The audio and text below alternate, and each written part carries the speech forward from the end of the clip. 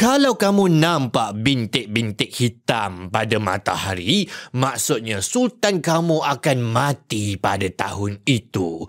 Kalau pada waktu anak kamu lahir, mereka berada pada kedudukan 45 darjah daripada ufuk, maksudnya anak kamu akan jadi sangat-sangat degil. Dan kalau kamu berzodiak Scorpio, kamu tak boleh kahwin dengan orang yang zodiak Libra.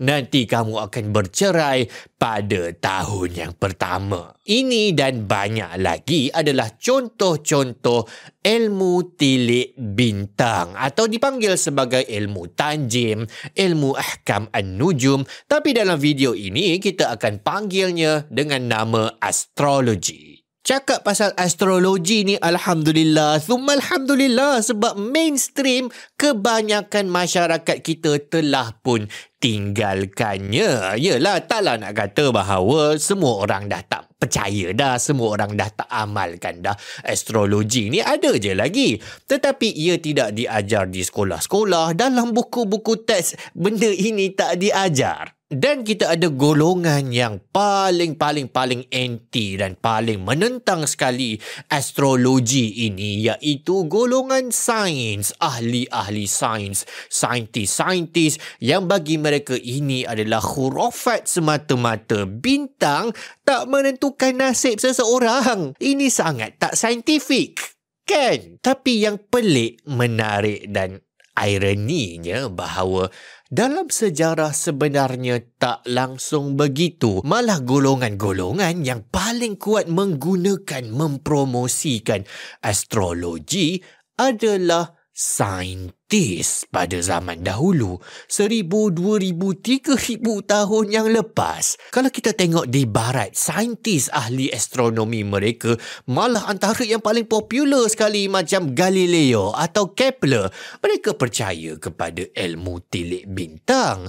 Tapi macam mana dengan tamadun Islam? Kita tahu bahawa tamadun Islam ni ada banyak saintis-saintis level Nobel Prize winners. Dunia Islam adalah kemuncak sains pada satu ketika dahulu. Sebenarnya ini adalah satu topik yang sangat-sangat awkward, yang bila saya pertama kali tahu pasal benda ni, saya jadi macam bingung. Jap, kenapa macam ni? Kerana pada ketika zaman keemasan Islam dengan sains pun, ilmu tilik bintang ini sangat-sangat berleluasa. Bukan tu saja, semua ahli astrologi, ahli ilmu tilik bintang ini adalah ahli falak. Dan bukan tu saja, majoriti saintis-saintis ahli astronomi, mereka-mereka yang sangat terkenal pada satu ketika dahulu, mereka juga adalah pengamal ilmu astrologi. Ini sangat-sangat awkward. Jadi saya duk baca, saya duk buat kajian, kenapa macam ni? Jadi video ini adalah paling utama sekali penerokaan saya untuk jawab soalan yang mengganggu fikiran saya tersebut. Dan kita akan terangkan, bentangkan juga mungkin beberapa pengajaran yang kita boleh dapat daripada sejarah. Sejarah dia berlaku, kita tak boleh nak tutup mereka, tetapi apa yang kita boleh buat adalah belajar daripadanya. Berkata sarjana Yahudi Martin Kramer, kalaulah ada anugerah Nobel dibuat pada tahun 1000 Masihi, maka tak akan ada nama yang menang keseluruhan anugerah Nobel tersebut, melainkan nama-nama Muslim sahaja. Tamadun Islam tak ada siapa yang boleh menafikan bahawa mereka adalah tamadun terhebat dalam segenap aspek pada zaman pertengahan. Yang paling utama sekali, mereka adalah di kemuncak dunia pada aspek keilmuan, pada penguasaan ilmu sains. Apa yang sarjana-sarjana Islam buat adalah mereka kumpulkan segenap ilmu daripada segenap pelusuk dunia, daripada China, daripada tamadun Yunani kuno, daripada tamadun Babylon. Mereka kumpulkan, mereka sintesiskan dan mereka kembangkan menjadi ilmu-ilmu baru. Apa tujuan orang Islam maju dalam sains?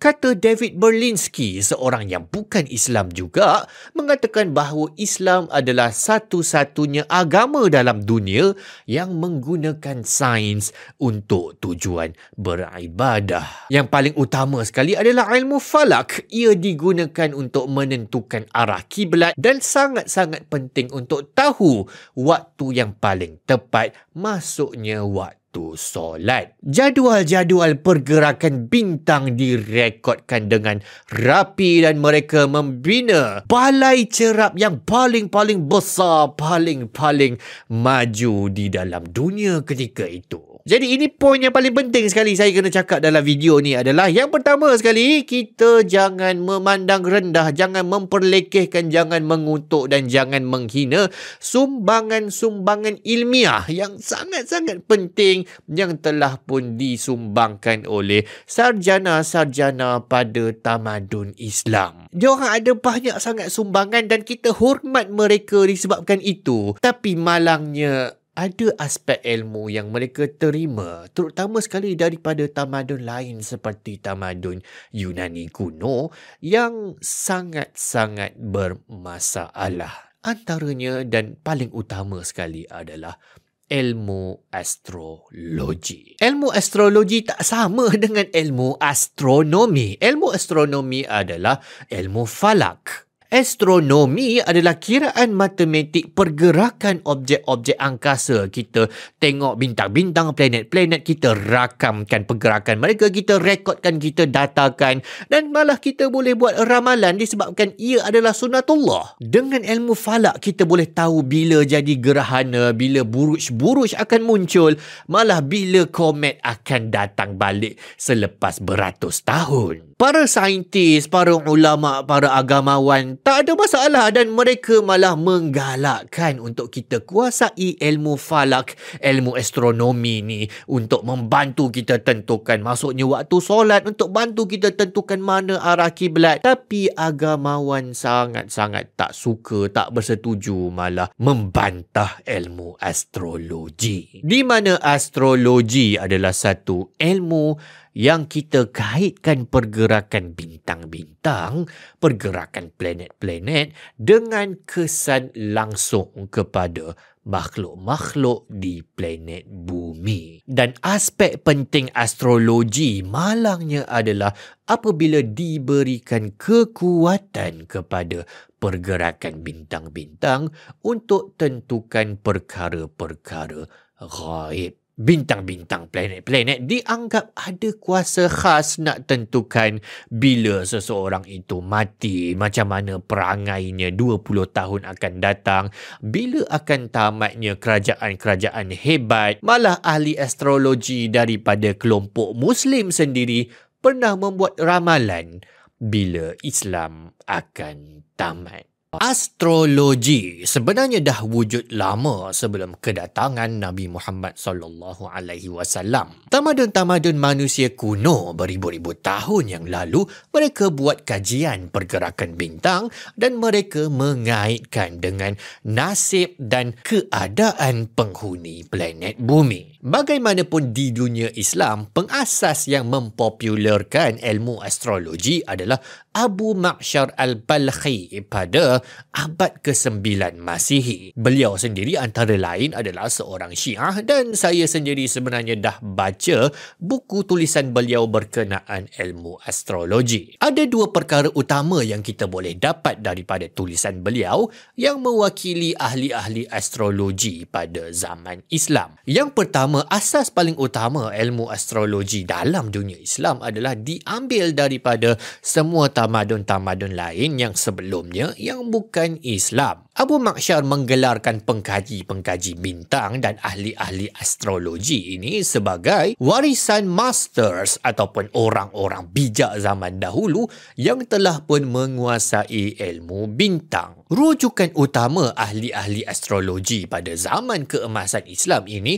bagaimanapun sudah pasti adalah Yunani kuno. terutamanya Aristotle dan Ptolemy. Perkara kedua yang kita boleh simpulkan berkenaan dengan tulisan ahli-ahli astrologi ini adalah mereka menganggap bahawa ilmu yang mengaitkan bintang dengan keadaan kita dekat planet bumi ini bagi mereka adalah sains. Kalau kita fikir dan berlaku adil sedikit, sebenarnya memang kita tak boleh nafikan. Objek-objek angkasa macam bulan dan matahari memang bagi kesan pada bumi. Dari sudut cuaca, musim, suhu dan cuaca serta iklim bumi ni pula memang bagi kesan kepada penghuninya, termasuk manusia lah kan. Kalau cuaca panas sangat, maka ramailah yang haus, mungkin ramai yang mati. Kalau cuaca sejuk, lembap, mungkin penyakit berjangkit akan makin naik. Jadi beribu-ribu tahun dahulu memang ada orang yang mengamalkan astrologi ini, anggap apa yang mereka buat ni macam ilmu perubatan,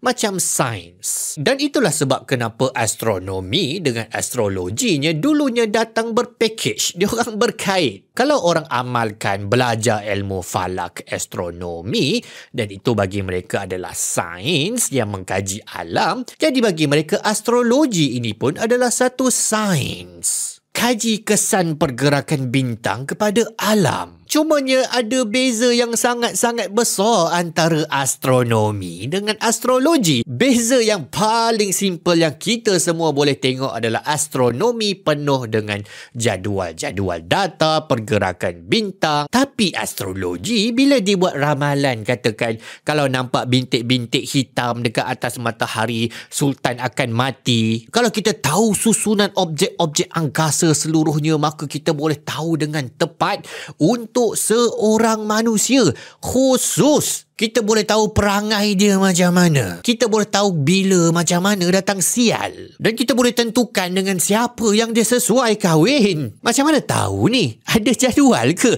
Pernah ke direkodkan? Berapa banyak raja yang mati setiap kali ada bintik hitam dekat matahari? Ada rekod? Ada data?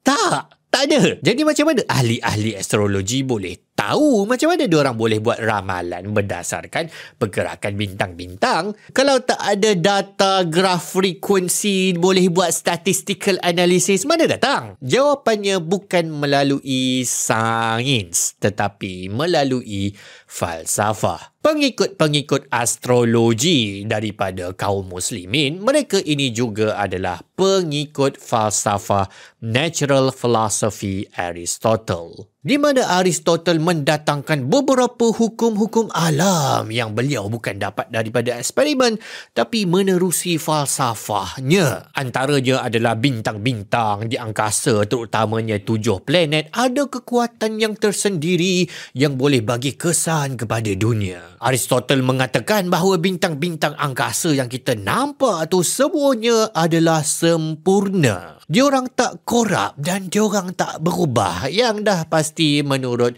sains moden ini sangat-sangat salah lah, sebab bintang-bintang bukan setakat berubah, diorang meletup lagi, mati lagi. Dan falsafah Aristotle yang paling penting dan paling banyak digunakan oleh ahli astrologi adalah falsafah 4 unsur. Aristotle kata bahawa dunia ini terdiri daripada 4 unsur: bumi, api, air dan angin. Dan kalau kita boleh tentukan unsur-unsur setiap susunan bintang, maka kita boleh tentukan wahima bila tarikh yang paling baik nak berperang. Bintang boleh bagi tahu, bintang boleh tentukan korang akan menang ataupun tak dalam berperang. Jadi itulah sebab kita tengok juga dalam sejarah Islam, golongan yang paling suka dengan tukang-tukang tilik astrologer ini adalah tak lain tak bukan para khalifah Islam. Khalifah-khalifah terutama sekali dalam kerajaan Abbasiyah sangat-sangat suka dengan orang-orang ahli astrologi ni. Malah ada profession khas, tukang tilik diraja, macam filem P. Ramlee. Filem P. Ramlee tu lebih kurang nak gambarkan sejarah lah. Sultan-Sultan Abbasiyah sangat-sangat obses dengan ramalan-ramalan berdasarkan pemerhatian bintang. Diorang tanya dekat ahli nujum, berapa lama lagi aku akan memerintah? Ahli nujum pun tengoklah bintang. Tuan akan memerintah paling sikit, paling sekejap 10 tahun. sekali dia mati tahun depan. Macam mana? Ada sultan yang tak nak keluar istana berhari-hari, tak nak keluar langsung. Sampailah ahli nujum istana kata, oh berdasarkan bintang sekarang ni waktu yang baik, waktu yang okey untuk sultan keluar. Bukan setakat sultan saja yang gunakan khidmat ahli tukang tilik bintang ni. Pembesar-pembesar malah rakyat jelata juga diorang sudi bagi duit untuk dibacakan ramalan berdasarkan bacaan bintang. Jadi fahamlah kita kepada punca utama kenapa amalan astrologi ni sangat berleluasa pada waktu kerajaan Islam dulu-dulu. Sebab itulah cara ahli astronomi dapat gaji. Awak baca bintang, buat equation matematik, buat jadual panjang-panjang, tak dapat bayar Syekh. Hang buat khidmat tilik bintang, ini baru dapat bayar Syekh. Gaji premium lagi dapat duduk sebelah sultan. Malah adalah kisah ahli-ahli nujum ini gunakan profession diorang untuk tipu orang-orang yang dungu, terutama sekali pemerintah-pemerintah yang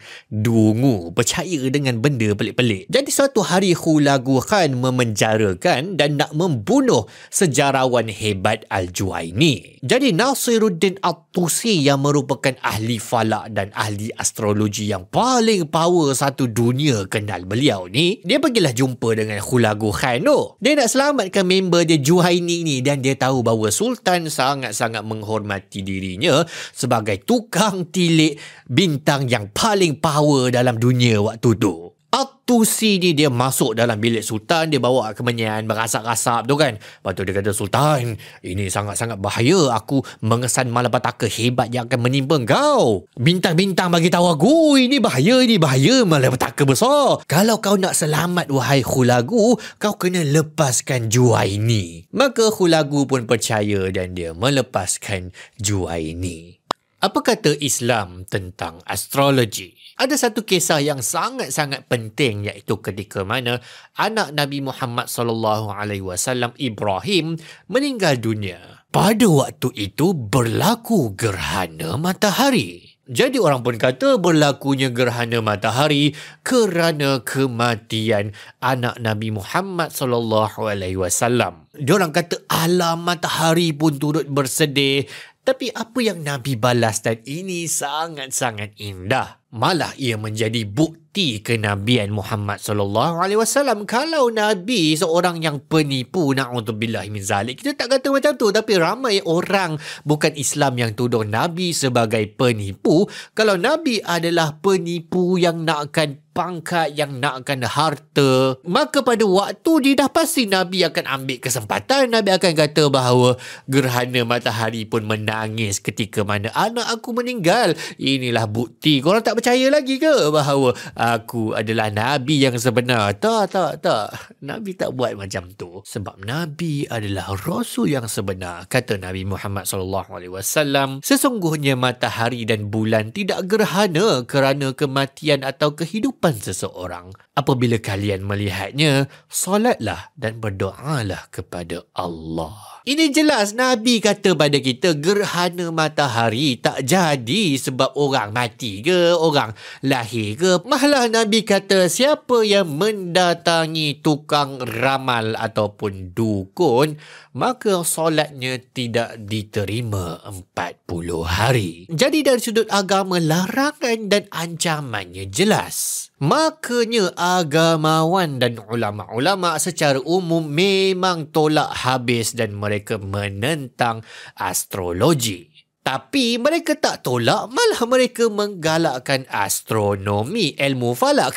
Maka pada zaman Islam, pada ketika inilah barulah dibezakan antara astrologi, ilmu ahkamun nujum, dengan astronomi, ilmu falak. Ada banyak ulama yang memberi respon balas kepada astrologi. Antara yang paling terkenal adalah Ibn Taymiyah dalam fatwanya yang sebenarnya sangat-sangat menarik. Saya sarankan anda untuk baca. Memang Ibn Taymiyah pergi dengan sangat-sangat mendalam. Malah beliau sendiri mendebat orang-orang yang mengamalkan astrologi. Sebab dua aspek yang paling bermasalah dalam ilmu astrologi ini adalah bila mana mereka meramalkan masa depan, iaitu perkara ghaib, dan bila mana ahli astrologi menisbahkan kuasa mengawal alam pada pergerakan bintang-bintang. Jadi inilah antara sebab kenapa kita nampak pergeseran antara golongan-golongan agamawan dengan golongan-golongan saintis, golongan-golongan ahli falak pada ketika itu,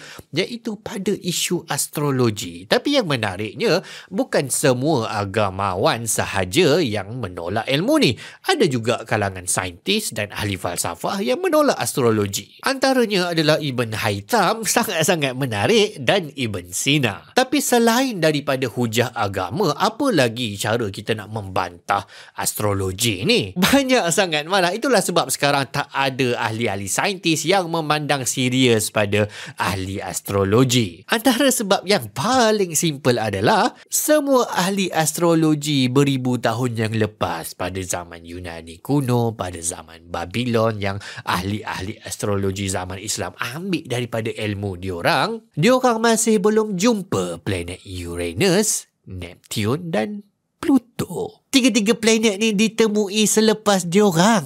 Jadi semua pengiraan yang diorang buat, yang diorang kata diorang tengok pergerakan bintang-bintang, planet-planet, semua automatik jadi salah. Dan itu belum lagi masalah kembar. Kalau betul bintang-bintang ni menentukan perangai seseorang, bila diorang mati, orang macam mana diorang berkahwin, macam mana dengan kembar yang lahir pada waktu yang sama, susunan bintang semua sama, tapi perangai lain, cara hidup lain, mati pun lain. Macam mana nak explain benda tu? Bacaan-bacaan astrologi ni pun banyak bercanggah-canggah. Ada ahli tukang tilik bintang yang kata kerajaan kita yang akan menang perang. Ada ahli tukang tilik bintang yang kata no, kerajaan kita orang yang akan menang perang. Diorang dua-dua baca bintang, jadi mana satu yang betul? Baru-barunya ada dibuat satu eksperimen. Ahli tukang tilik bintang yang paling top ni, dia diberi dengan satu horoskop lelaki. Astrologer ni pun dia bacalah horoskop lelaki tu, lepas tu dia kata, oh ini orang banyak bagus, dia akan hidup mewah, berjaya dan disegani. Rupa-rupanya horoskop tu adalah horoskop pembunuh bersiri yang dah dipenjarakan. Dan bidasan yang paling utama sekali pada astrologer, pada ahli-ahli tukang tilik bintang, yang kata bahawa diorang buat sains, diorang tengok bintang dan diorang bandingkan dengan pengalaman-pengalaman rekod-rekod terdahulu. Maka soalannya adalah, konfigurasi bintang-bintang ambil masa beribu-ribu tahun ataupun tak mungkin ia akan berulang pada jangka masa hayat satu generasi pun tak, dua generasi pun tak, mungkin berbelas-belas generasi barulah konfigurasi bintang itu akan berulang. Jadi macam mana kau nak rekodkan pengalaman siapa yang kau boleh rujuk, yang boleh hidup beribu-ribu tahun nak tengok benda-benda ni? Kesimpulannya, astrologi ini adalah paling-paling kurang ia adalah pseudosains, dan paling-paling teruk ia boleh membawa kepada masalah akidah yang serius. Malah mungkin ada ramai juga ulama yang kata bahawa orang yang percaya, yang mengamalkan astrologi ini boleh membawa kepada kekufuran. Sampailah kita kepada satu persoalan, kenapa tiba-tiba astrologi ni dia boleh lesap daripada sains? Kalau dulu makin power seseorang dalam sains, maka lebih berkemungkinan bahawa dia akan mengamalkan astrologi. Apa jadi? Kenapa sekarang tak? Jawapannya adalah sebenarnya sangat-sangat ironi dan aneh. Dan macam itulah bila kita baca sejarah, ya, kita akan jumpa terlampau banyak benda-benda yang ironi. Iaitu ketika mana berlaku revolusi saintifik di Eropah. Dan antara benda yang paling utama yang dibuat oleh revolusi saintifik adalah pergelutan perjuangan untuk meninggalkan Aristotle. Jadi selama ini, selama beribu-ribu tahun, bila kita sebut sains, maka ia adalah Aristotle. Bila kita sebut Aristotle, maka ia adalah sains. Malah di Eropah, ajaran Aristotle itu digabungkan dengan ajaran agama Kristian, di mana Aristotle menerangkan tentang hakikat alam. Dan dia adalah master, dia adalah guru yang pertama, guru yang utama kepada umat manusia. Falsafah-falsafahnya menerangkan kebenaran hakikat sebenar tentang dunia.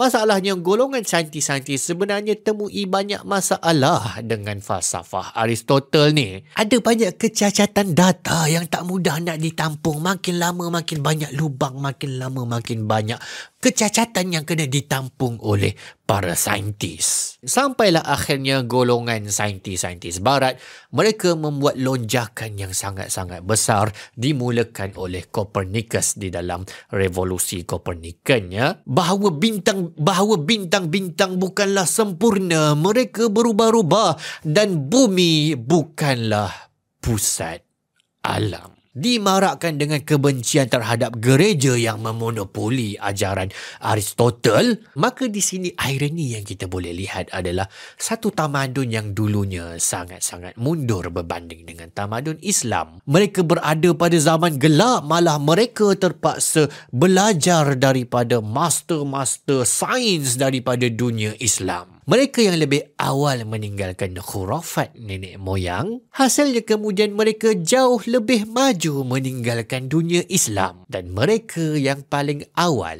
meninggalkan astrologi. Maka dapatlah kita buat pemerhatian yang menarik di sini bahawa punca umat Islam moden mundur dalam sains adalah kerana orang Islam lambat meninggalkan Aristotle. Dan pihak yang benar tentang kajian alam rupa-rupanya bukan saintis, tetapi agamawan yang menyuruh untuk meninggalkan ilmu tilik bintang.